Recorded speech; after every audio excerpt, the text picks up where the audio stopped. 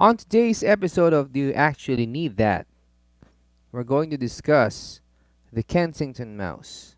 If you're in any way interested in studio gear or building your home studio, then you've seen this mouse before in professional studios. I too thought it would be cool to have one or to use one in my studio, but found it a little bit expensive. But still, I thought, what would it be like to use one of those? Well, I finally have the answer for that because our studio has one of those Kensington mouses, and we're here to discuss it.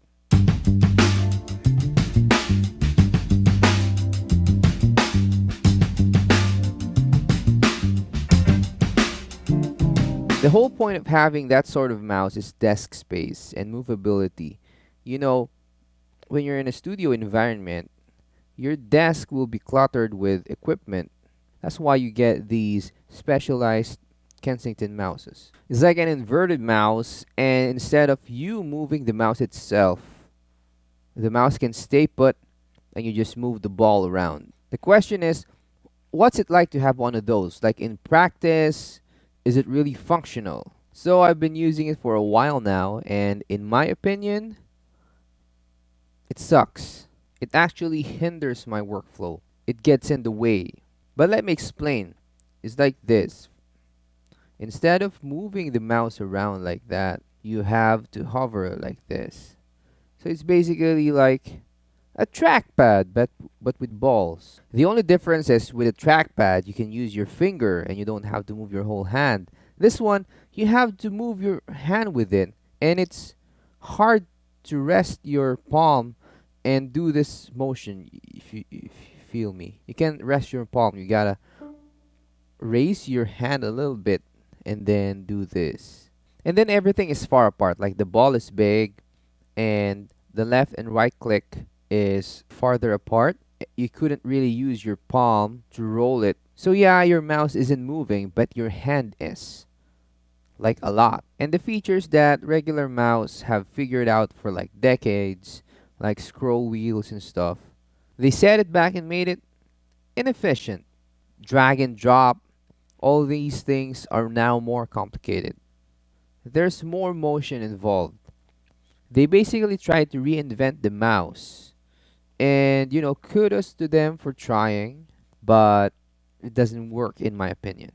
Like a regular task that I would do with a regular mouse would be 2 or 3 times slower with a Kensington mouse.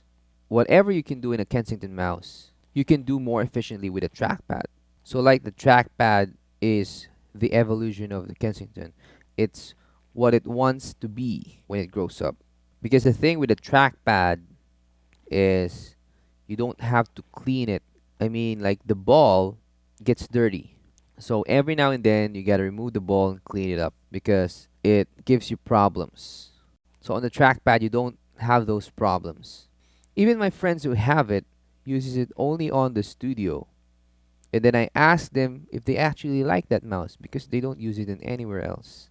The best answer they gave me was they got used to it because it's what they used in school.